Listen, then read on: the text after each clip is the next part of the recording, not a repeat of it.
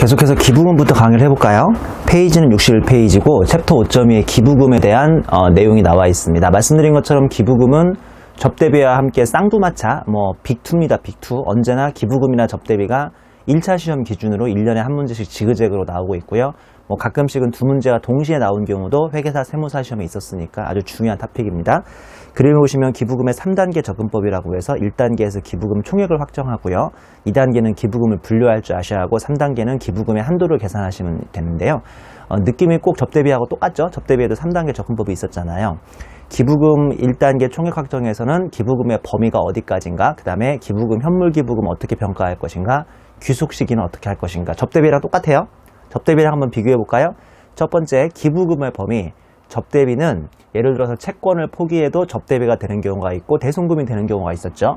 그 다음에 광고선전비, 부채, 수첩, 달력컵 이런 걸로 접대하면 광고선전비냐 접대비냐 이런 것도 구분했어야죠. 그 다음에 우리 사용인 단체, 즉 노조 같은 게 법인이면 법인끼리의 거래니까 접대비가 되고, 법인이 아니면 제가 뭐의 일부로 보라고 그랬어요? 회사 뭐의 일부예요? 회사 경리의 일부, 즉 회사 내부의 일부로 보라고 그랬죠.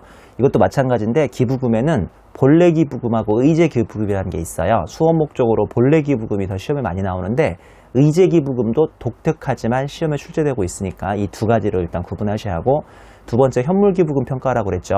현물 기부금은 우리 접대비, 현물 접대비, 즉 국순당이 백세주로 접대하는 게 현물 접대비인데 맥시멈 장부가와 그 다음에 시가로 가라고 했죠. 요거는 현물 기부금으로 백세주, 국순당이 백세주로 고아원에 기부하라. 지금 뭔 소리 하고 있지? 왜 술을 기부하지? 아무튼 좀 말이 안 되지만 이런 것들을 우리가 현물 기부라고 하는데, 현물 기부는 장부가로 가는 게 원칙이고요. 여기에 예외가 있으니까 이따 또 소개해 드릴게요. 세 번째, 귀속 시기 확인인데 이건 분명히 기억하셔야죠. 접대비는 발생주의입니다. 접대비는 발생주의. 접대비는 발생주의인데 기부금은 현금주의예요.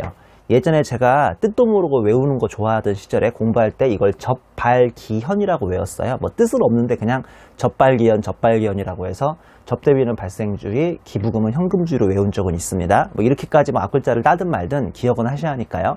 기부금은 발생주의라는 게 없어요. 기부금은 이렇게 현금을 줘야 돼요. 현금을 줘야 그 현금이나 기부를 기다리고 있는 양로원이나 고아원 사람들이 좋아하지 않겠습니까? 그래서 기부금은 현금주의입니다. 기부금은 발생주의라는 개념이 없어요.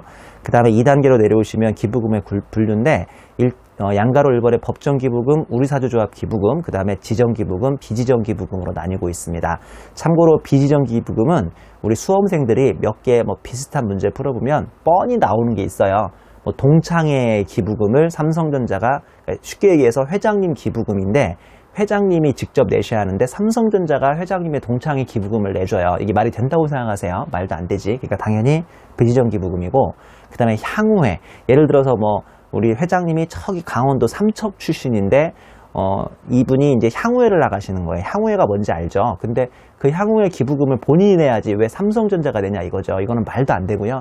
이렇게 유치한 거 몇 개 나오는데 그런 건 바로 직부인, 바로 직접 부인한다고 해서 직부인 당하고, 양가로 1번의 법정 우리사주조합 기부금인데요. 우리사주조합 기부금은 시험에 안 나온다고 보시면 됩니다. 그냥 법정 기부금하고 양가로 2번의 지정 기부금만 나오고 있어요. 여러분 생각하실 줄 알죠?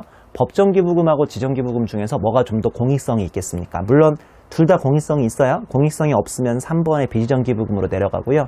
공익성이 있으면 법정 아니면 지정인데 좀 더 공익성이 있는 것이 법정 기부금입니다. 꼭 그런 건 아닌데 주로 이제 국가에 기부하는 게 법정 기부금으로 간다고 생각하시면 되고, 지정 기부금은 공익성이 그보다 좀 낮은 거고요. 꼭 그렇지는 않습니다. 국가냐 아니냐로 구분하는 건 아니니까 제가 나중에 또 후술해 드릴게요. 그 다음에 3단계 기부금 한도 계산인데요. 이거는 박스는 굳이 보실 필요 없는데 1단계는 법정 우리사주조합 기부금 한도 계산하시고 2단계에 지정 기부금 한도에 계산하시는 건데, 이건 박스를 보실 게 아니라 오른쪽 세로에 보시면 표가 하나 있는데요. 이 표는 아주 중요한 표입니다. 우리 수험생들이 소위 좋아하는 왁구죠, 왁구. 틀이니까 이 틀은 그냥 이 표와 밑에 있는 주가지를 그냥 토시 하나 빼지 말고 쌍그리 암기 해버리시는 것도 하나의 방법인데요.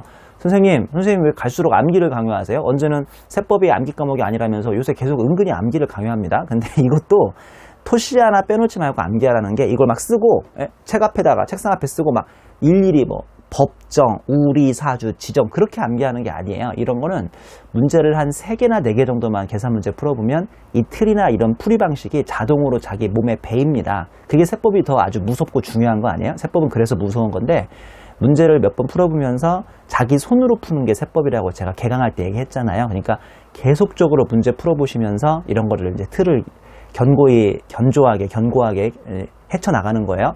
요새 계속 문제 풀고 있죠? 계속 문제 푸시면서 강의 따라오시는 겁니다. 법정, 우리사주 지정인데 법정기부금은 50% 줍니다. 그리고 우리사주조합기부금은 한도를 30% 주고요. 지정기부금은 한도가 10%입니다.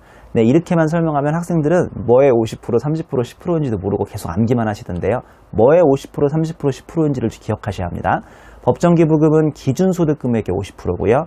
우리사주조합기부금은 기준소득금액에서 법정기부금 빼시고 30%고요. 지정기부금은 기준소득금액에서 법정 빼고 우리사주조합 빼고 10%를 한도로 잡고 있습니다. 오른쪽 세로의 세모주정 보시면요.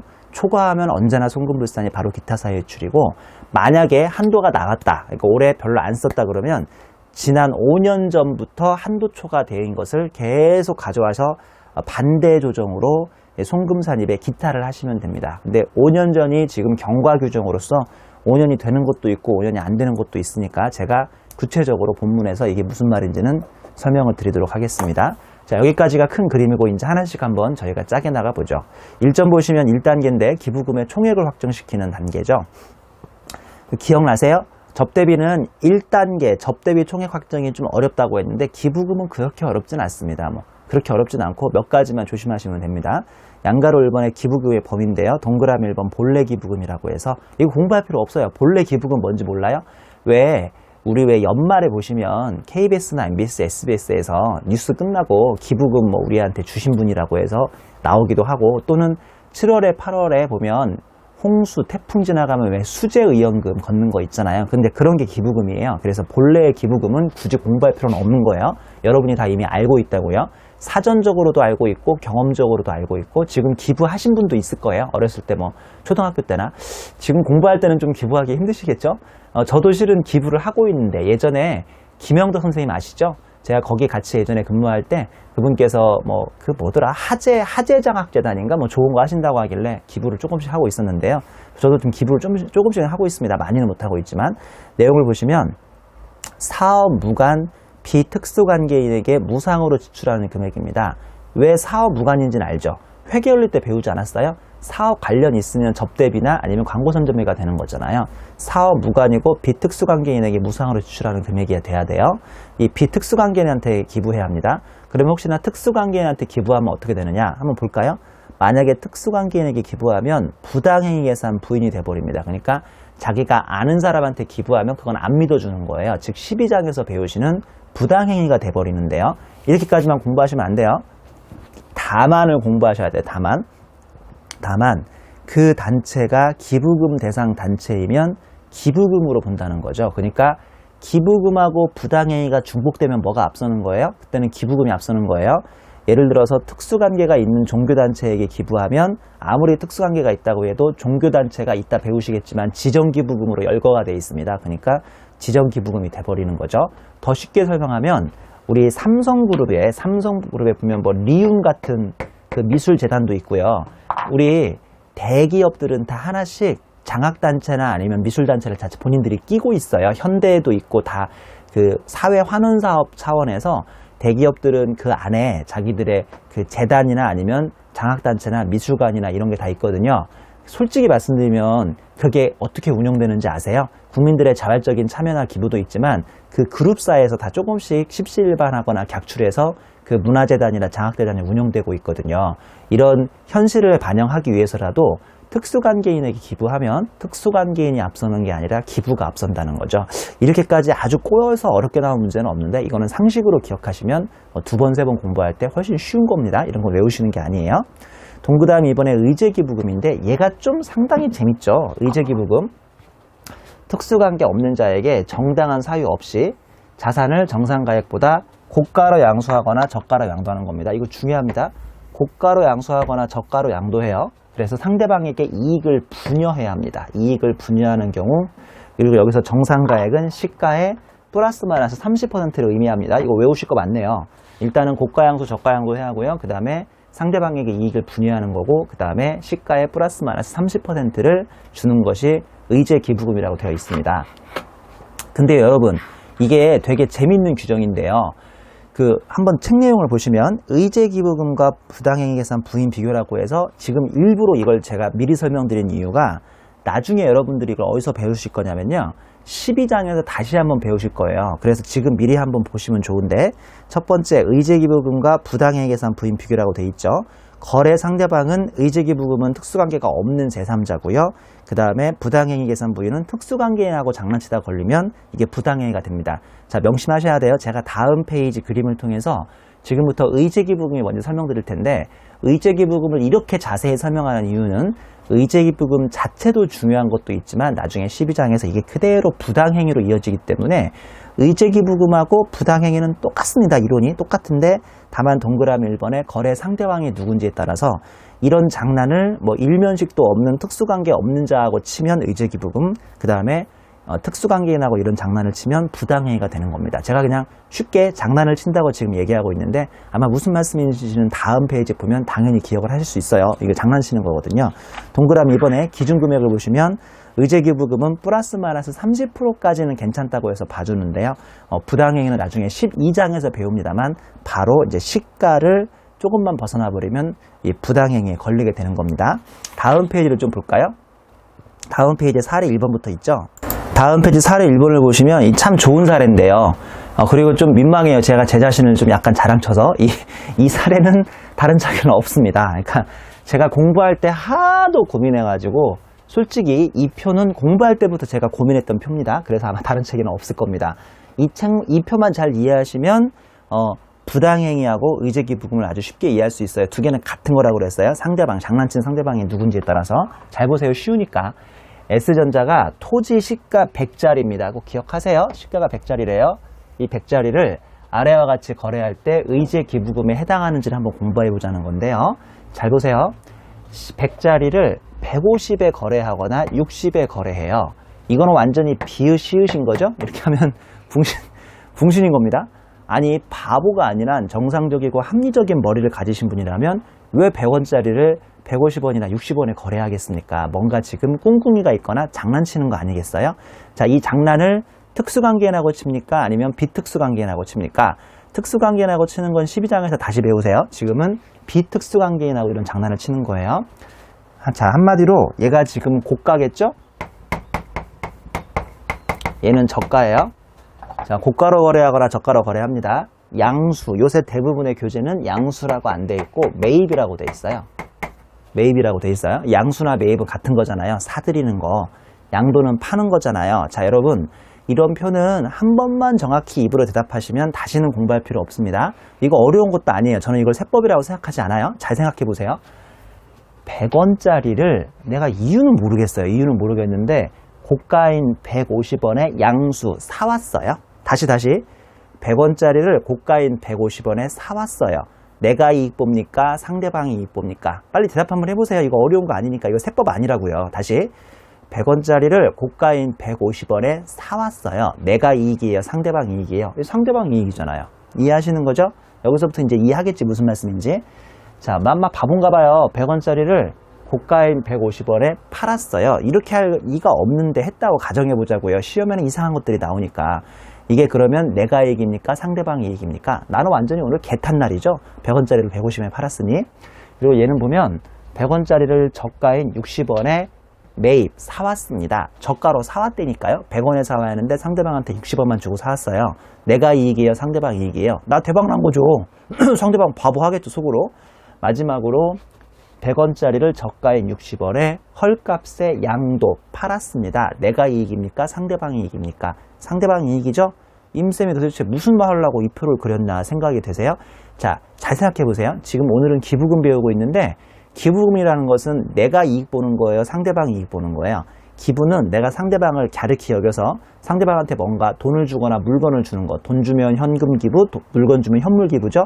이렇게 하면 내가 이익입니까? 상대방이 이익입니까? 상대방이 이익이죠? 기부라는 것은 상대방이 이익되는 거예요. 즉, 이 비정상적인 거래에서 상대방이 이익 보는 것은 이 두 가지 경우일 수밖에 없는 거죠. 이해하셨어요? 고가로 양수하거나 저가로 양도하는 두 가지 케이스입니다. 여기 보시다시피 이렇듯 상대방에게 이익을 분유하는 것은 고가 양수, 저가 양도하는 경우입니다. 대부분 요새 교재는 매입이란 말을 써요. 양수 대신에. 고가 양수, 저가 양도예요. 이거 꼭 기억하셔야 돼요. 되게 중요합니다. 이렇게 장난을 상대방인 특수관계인 아닌 제3자하고 치면 그걸 바로 이제 의제기부금, 지금 배우는 의제기부금이라고 하고요. 그게 아니라 상대방이 나랑 특수관계인이면 그거는 부당행위가 되는 거니까 아주 중요한 표고 아주 중요한 로직입니다. 자, 예전에 제가 한 10년 전 얘기로 한번 돌아가 볼까요? 어느 날 이제 제가 이거를 학교 강의에서 교수님한테 배웠어요. 그 교수님이 이제 학생들 이거 중요하니까 꼭 암기해라. 이거 시험에 자주 나온다 이러는 거예요. 이게 근데 암기가 됩니까? 암기가 안 되지. 왜냐하면 막 헷갈려요. 고가 양수인지 고가 양도인지 저가 양수인지 저가 양도인지 이게 막 헷갈린다고요. 나중엔. 지금은 그래 이해돼 하는데 이게 혼자 공부하시면 진짜 헷갈립니다.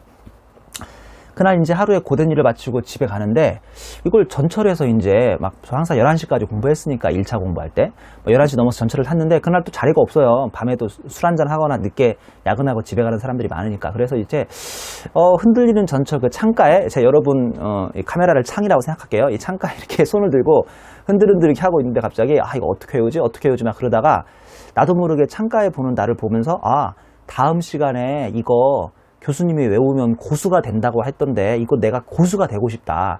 혹시나 다음 시간에 교수님이 야 이거 외운 고수 어딨니? 그러면 손을 딱 들어야지. 저도요. 썰렁했나요? 앞글 다 따시면 고수저도가 됩니다. 이거 무조건 암기하세요. 고수저도가 이게 바로 의제 기부금이 될 수도 있고 부당행위가 될 수도 있는 겁니다. 거꾸로요. 고, 도, 저, 수 럭키하시군요. 부당행위에 걸리지 않습니다. 고수 저도만 부당행위에 걸리고 누구든지 고수 어디니 하면 저도 하면서 손 드세요. 좀 썰렁했나요?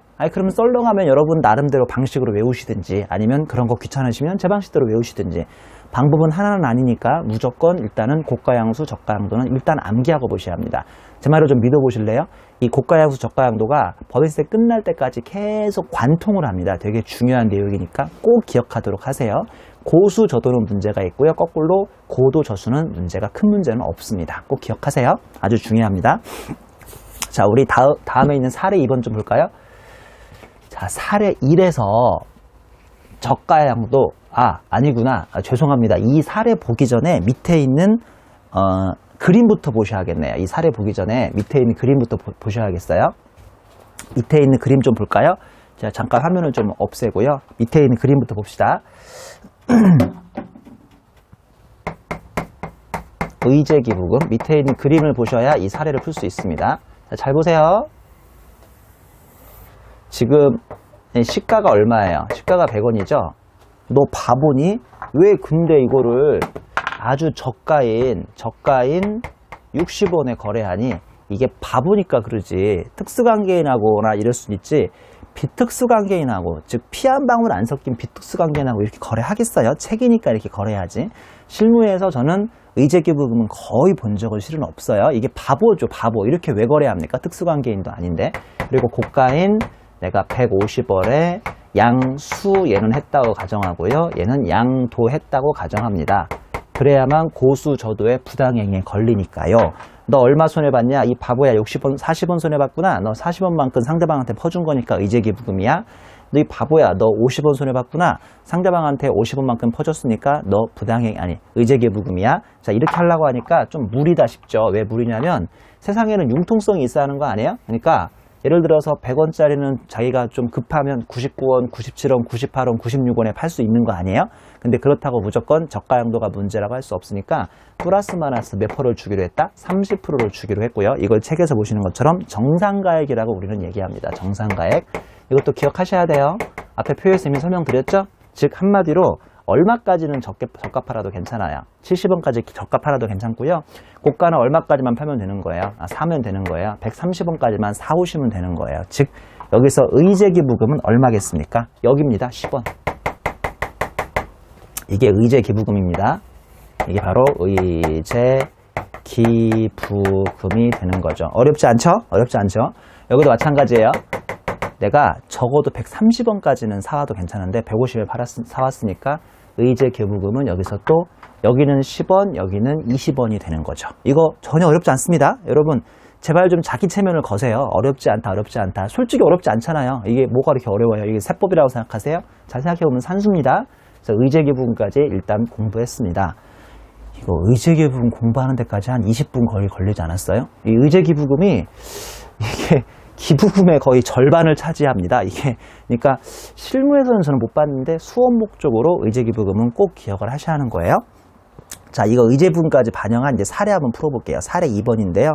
보시다시피 사례 1번에서 저가양도로 60원, 우연히 장부가액도 60원 잡혀 있었던 걸로 가정할게요. 우연히.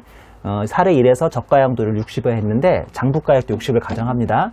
그리고 고가양수는 150을 했을 때 한번 세모 조정을 해보재요. 당연히 시험 문제에서 저가양도가 나오겠습니다. 저가양수는 나오겠어요? 안 나오겠어요? 시험에서 안 나와요. 왜냐하면 저가양수를 내면 문제가 성립이 안 돼요. 왜냐하면 저가양수는 문제가 없으니까. 당연히 고가양도 시험에 나오겠어요? 안 나오겠어요? 안 나오죠. 이렇게 하면 문제가 성립이 안 되니까 시험 문제는 대부분 고수저도 문제가 성립되는 것만 나올 겁니다. 이해하셨죠? 자, 저가양도부터 해볼게요. 저가양도 현금 60원 받고 토지를 60원에 팔았어요가 아니라 우연히 장부가액도 얼마였던 거예요? 60원이었던 거예요. 근데 시가는 100원이었던 거고요. 이거 처음 보시면 멘붕어입니다. 처음 보시면 멘붕어요. 야, 세법에서는 너 임마 이거 의제 기부금에 걸렸어 임마. 너 이거 의제 기부금이야. 너 100원짜리이기 때문에 어딨어? 100원, 시가? 시가 100원. 사례 1번에 시가 100원이었잖아요. 사례 1번 시가 100원. 100원에 몇 프로까지는 받아라? 70%까지는 받아라. 너 즉 현금을 70원은 받았어야 한대. 이해되시죠? 현금 70원 받았어야 돼. 그러면 토지가 장부가액이 60원이 빠지면서 처분이익이 얼마 나온다? 10원이 나왔어야 돼. 너 안 그래? 너 70%까지는 받았어야 하잖아. 아니네. 근데 60원밖에 안 받았네. 아니 내가 세법을 알아요? 70원 받았어야 하는지 뭐 80원 받았어야 하는지 아무튼 내가 받은 건 60원이니까 어쩔 수 없이 60원, 70원을 지우고 나머지 10원을 상대방한테 뭐 한 거다? 기부한 거다. 이해되시죠? 이렇게 생각해야 제일 쉬워요. 이래도 갈 때는. 다시 100원에 몇 프로까지 받았어야 한다? 70%까지 받았어야 한다. 그러면 토지 장부가에 60원 빠지면서 처분이익이 얼마 나올 뻔했다? 10원 나올 뻔했다. 근데 실제로 쥐가 70원 받은 게 아니라 60원밖에 못 받았으니까 이제 의제기부금이 얼마 잡힌다? 바로 의제기부금이 10원이 잡힌다 이 소리예요. 이해하셨죠? 세무조정 한번 해볼까요? 이런 거 접대비부터 배우지 않았어요? 세무조정 있어요? 없어요? 없어요. 또는 있을 수도 있는데 그냥 생략하는 게 일반적이라고요. 왜냐하면 지워봅시다. 토지 60 지우고 토지 60 지우고 현금 60 지우고 현금 60 지우고 기부금 10 더 잡아야 하고 처분이 10 더 잡아야 하잖아요. 즉 입금 산입의 수익 10에 송금 산입의 기부금 10을 잡아야 하는데 이거 자산부채에 영향이 있는 거다 없는 거다? 없는 거라니까요. 그러니까 이거는 플러스 마이너스를 그냥 소위 네팅 수맥으로 박치기 네팅해서 생략을 해버리죠. 다만 연말 이것만 기억하시면 돼요. 너 어디 갔어? 일로 와봐. 연말 기부금 세무조정할 때 기부금 세무조정할 때 이것만 기억하시면 됩니다. 이것만 헷갈리지 않으면 돼요. 연말 기부금 세무조정할 때 기업에게는 이 10원의 기부금을 보다시피 알고 있어요? 몰라요? 모르고 있는데 세법만 알고 있잖아요. 그래서 기부금 세무조정할 때 10만 추가해 주시면 되는 거예요. 이거 잘 기억하셔야 돼요. 이런 거 시험에 많이 나오는데 이거 볼 때마다 헷갈리시면 안 돼요. 이거 지금은 처음이니까 제가 헷갈리는 걸 너그러이 인정해 드리죠. 근데 앞으로는 기계적으로 풀 줄 아셔야 합니다. 고가 양수 한번 해볼까요? 고가를 양수해 오는 거예요. 자, 100원짜리 시가를 현금 150원에 사왔어요. 나 바보네. 나 바보예요. 그러면 기업회계에서는 아무런 의심 없이 150원인가 보구나 라고 해서 토지의 취득가액을 150원 잡습니다. 됐죠? 근데 세법에서는 이게 100원짜리니까 얼마까지만 줬어야 돼요? 130원까지만 줬어야 돼요. 130원까지. 130원까지만 줬어야 돼요. 이쪽에. 이해하셨죠? 그리고 토지도 130만 이렇게 잡았어야 돼. 이렇게 하고 끝났어야 돼요. 회계 처리가. 왜냐면 30%까지 인정해준다니까. 근데 문제는 얼마를 줬어요? 130원만 줬어야 하는데 150원을 줘버렸잖아요. 그러다 보니까 상대방한테 얼마를 퍼준 거다? 기부금 20원을 퍼준 거예요. 이해하셨죠? 아니 왜 앞에 그래프 그림은 이해하고 이 회계처리는 이해 못하는 거예요. 똑같은 건데. 이거 어려운 거 아닙니다. 기부금을 그냥 기부금을 그림을 이 회계처리로 그냥 보여주는 것일 뿐이에요. 자, 이거 아주 중요한데요. 이거 무조건 세무조정 생략하시면 안 돼요. 세무조정 생각하시면 안 돼요. 지난 시간에 접대비하고 이번 시간 기부금 중에서 웬만하면 이 특이하게 접대비 기부금은 이중조정을 생략하지 않았습니까? 근데 얘는 생략하면 큰일 나요. 무조건 토지를 얼마를 낮춰줘야죠? 20원을 낮춰주셔야 돼요. 지금 토지에 잘못이 있지 않아요? 토지 잘못 있죠? 그래서 송금산입에 또는 입금불산입에 토지배 20에 마이너스 2% 무조건 낮춰주고, 나머지는 얘랑 비슷한데 연말에 기부금 세무조정할 때 기업회계가 전혀 모르고 있는 기부금 얼마를 얹어주셔야죠? 20원을 얹어주셔야 합니다. 오케이? 여기까지 아주 중요한데요.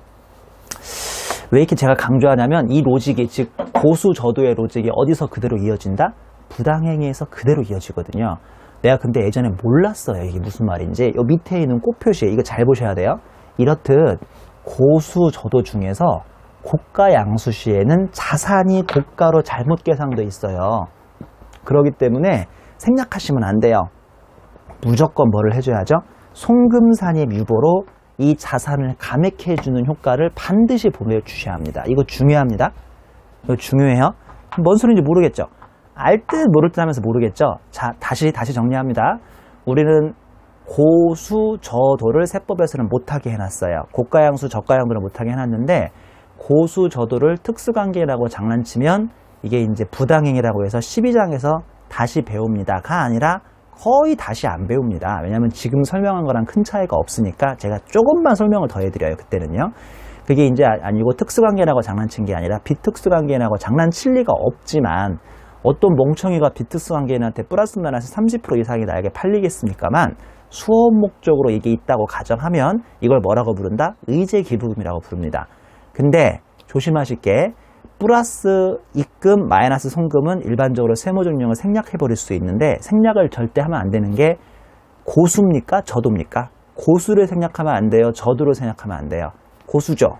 그렇잖아요. 지금 보니까 그렇잖아요. 근데 왜 그런지는 정확히 모르겠죠. 왜 그러냐면 잘 들어보세요. 제가 최대한 쉽게 설명드릴게요.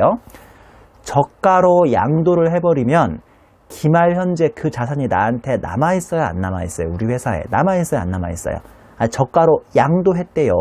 그러면 그런 자산이 기말에 남아있어요? 안 남아있어요? 안 남아있죠. 그러니까 자산이 남아있지도 않으니까 팔아버렸기 때문에 그 자산을 뭐 낮추든 올리든 할 필요 없는 거 아니에요? 그렇죠. 근데 고가로 양수한 것은 지금 토지를 내가 사왔다니까요. 사와가지고 고가 양수로 이게 기말에 현재 남아있어요? 안 남아있어요? 나한테 남아있죠? 자산이.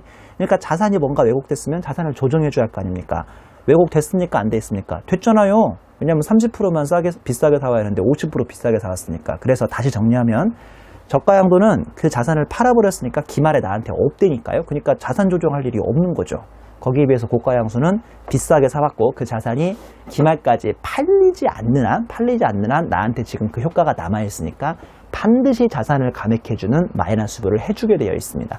귀찮으세요? 짜증나세요? 포기하고 싶으세요? 그럼 암기하세요. 고수저도라는 단어 암기하시고요. 고수는 무조건 고가 양수해온 효과 때문에 저가로 마이너스부를 해줘야겠구나. 그냥 암기하시려면 암기하세요. 제가 뭐 말리진 않을 테니까. 일단은 이해부터 하시는 게 제일 좋고, 암기는 뭐 제가 좀 뭐 귀찮냐, 포기하고 싶냐 그러면 암기하라고 그랬는데 꼭 그건 아니고요. 일단은 이해하신 다음에 당연히 언젠간 암기하시는 거고, 지금 막 달달달 암기할 필요 없이 지금은 문제로 많이 접근해 보시고, 찬바람 불 때 12월이나 1월이나 세무사 준비생들은 뭐 2월, 3월 정도에 달달달 암기할 것은 암기하시면 되는 거예요. 이해되셨죠? 여기까지 상당히 중요한 거니까 잘 판단해 보시기 바랍니다. 우리 뭐 공부 되게 많이 한 것 같은데 이제 뭐 끝난 줄 아시겠어요? 1단계 접대비 그 총액 확정 중에서 그 중에 첫 번째인 접대비의 범위가 이제 고작 끝난 겁니다. 아직 1단계는 끝나려면 멀었어요. 우리 다음 페이지 63페이지 볼까요? 63페이지 보시면 현물기부금입니다. 현물기부금. 현물기부금인데 이건 조금 이상하다. 제가 아무리 좋아하는 국순당 백세주를 현물접대비로 예를 들었는데 이걸 현물 기부하려니 좀 그러네.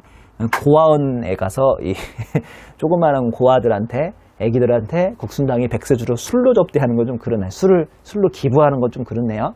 예를 들어서 라면으로 바꿔도 괜찮겠네요. 농심이나 삼양라면 아니면 팔도 이런 데가 이제 그 수재의원금, 그러니까 왜 우리 대한적십자사 이런 데에서 일반적으로 태풍 오고 홍수 오면 그 체육관에 그 뭐 이불이나 뭐 담요 주잖아요. 그럴 때 이제 라면을 줬다고 생각해도 괜찮아요. 자, 이거는 장부가액으로 평가합니다. 접대비는 맥시멈 장부가와 시가였어요. 그럼 우리나라에서 장부가가 커요? 시가가 커요? 일반적으로 시가가 크죠? 그럼 접대비는 현물 접대하면 금액이 조금 잡혀요? 많이 잡혀요? 많이 잡히는 거고 현물 기부는 죄송합니다. 맥시멈으로 가는 게 아니고 장부가로 가니까 좀 작게 잡히겠죠. 이렇게 기억하시면 좀 기억이 오래 가지 않을까요? 접대비는 국가가 싫어해요. 그러니까 큰 게 잡혀가지고 한두 초과의 확률이 커져요. 근데 기부금은 상당히 긍정적인 방향이기 때문에 얘는 크게 잡히지 않고 작게 잡혀야 한두 초과가 안 나올 확률이 커져요. 이렇게 하면 좀 쉽지 않겠어요? 꼭 그런 로직도 있고 다른 로직도 있지만 이렇게 기억하시면 좀 쉬울 것 같아요. 아니면 그냥 암기하세요. 언젠간 다 암기하게 될 테니까.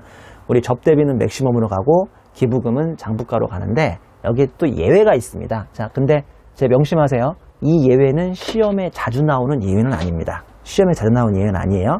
단 비지정 기부금, 아까 말씀드렸던 것처럼 향후회나 동창회에 기부하는 거, 그리고 특수관계인에게 기부한 지정기부금, 아까 배웠죠. 왜 삼성재단이 리움이나 아니면 장학재단에 기부하는 거 있잖아요. 이런 거는 제가 부당행위라고 했어요? 기부금이라고 했어요? 뭐라고 했죠? 기부금이라고 했죠. 특수관계인에게 기부한 지정기부금 같은 경우는 마치 현물접대비처럼 맥시멈 장부가와 시가로 평가하게 되어 있는데 이 단이라는 단서는 그렇게 시험에 자주 등장하진 않으니까 그냥 가뿐하게 이럴 때 그냥 한번 기억해 주시면 되겠습니다. 누구일 때만 그렇다? 비지정일 때하고 특수관계인 지정기부금이면 이럴 때는 맥시멈으로 간다. 자, 내용 한번 볼까요? 국순당이 장부가 200, 시가 300인 토지를 기부금으로 증정하고 이를 케이스 1, 비지정기부금인데 장부가로 계상한 경우, 두 번째 지정기부금인데 시가로 계상한 경우로 나눠서 한번 풀이해 보겠습니다. 혹시 이거 뭔 소린지 알겠어요? 일부러 제가 청개구리를 사례로 가져온 거 아시겠죠? 이거 청개구리예요, 청개구리. 왜냐면 비지정기부금이면 시가로 갔어야 돼요, 장부가로 갔어야 돼요? 이거 시가로 갔어야죠. 근데 일부러 기업회계가 장부가로 간 걸로 한번 가정해 보고요. 얘는 지정기부금이니까 뭘로 갔어야 합니까? 장부가로 갔어야 하는데 일부러 시가로 갔다고 제가 삐딱하게 사례를 가져왔어요. 왜 그런지는 알겠죠? 저한테 강의 들어보니까 제가 상당히 성격이 괴팍하다는 거 아시겠죠? 그게 아니라 시험 문제가 이렇게 삐딱하게 나오니까 일부러 삐딱한 거 공부해보자는 거예요. 자, 일단은 비지정기부금이고 장부가로 계상했대요. 토지 원래 장부가가 얼마였는데 어디야? 토지 장부가 200이었죠. 그래서 200을 없애면서 기부금을 200 잡았어요. 제가 보기에 기업회계는 아무 문제가 없어요. 세법에서 문제가 있어요. 왜냐면 비지정기부금은 뭘로 가야 하니까? 맥시멈으로 가야 돼요. 맥시멈 얼마인데요? 맥시멈 300입니다. 얘부터 확정을 시키시고, 그렇다고 토지를 300 없앨 수 없죠. 토지 장부가는 얼마였으니까? 200이었으니까. 그러면 처분이익이 100에 잡혀요. 처음 세법 공부할 때는 이게 되게 생소하다니까요. 아니 어떻게 기부하면서 처분이익이 잡혀? 어쩌겠어요. 보다시피 그런 거를. 이해하셨죠? 자, 이제 우리 배운 거 써먹어야죠. 토지 200 지우고 토지 200 지우고 기부금 200 지우고 기부금 200 지우면 기부금이 얼마 남습니까? 100 남죠? 이 기부금 100하고 처분이익 100이 잡히니까 이것도 또 생략 가능하죠. 그렇지 않아요? 송금 100, 입금 100이니까 생략 가능해요. 근데 연말에 기업회계가 모르고 있지만 세법에서는 총 얼마죠? 300을 기부금을 손불하십니다. 왜 손불하는지 모르겠어요? 이거 비지정이라면서요? 그러니까 손불이죠. 비지정이면 무조건 손불이에요. 한도까지 가지도 못하고 손불 당하십니다. 자, 이번에는 지정기부금을 시가 처리했다고 하죠. 이거 청개구리입니다.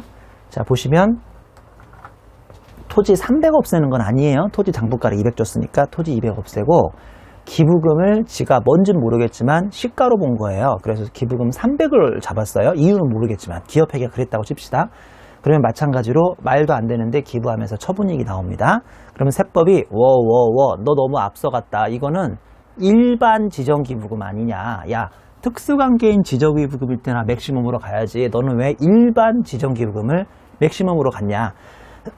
그때는 뭘로 가야 한다? 그때는 그냥 맥시멈이 아니라 장부가로 가야 한다. 즉 소소하게 토지 200 없애면서 그냥 기부금 200만 잡자.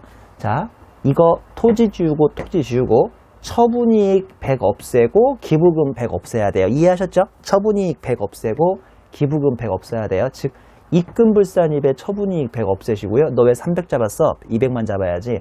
송금불산입에 기부금 100을 없애야 하는데 이거 역시나 자산부채 영향 있어요? 없어요? 없잖아요. 손익계산서만 건드는 거니까 생략 가능하고요. 단 연말에 지금 기업회계는 기부금을 얼마로 알고 있죠? 300으로 알고 있는데 세법은 지금 얼마로 돼야 하니까? 200으로 돼야 하니까 오히려 얘는 지금 거의 처음 나오는 것 같은데 차감을 해주셔야 합니다. 기부금 100을 차감해서 세법상 기부금은 한마디로 300이다, 200이다, 200이다 이거죠. 이해하셨죠? 이렇게 해서 제가 이 기부금, 현물 기부금 장부가액이라는 것까지 설명드렸어요. 자, 이번에는 양가로 3번의 귀속시기 확인입니다.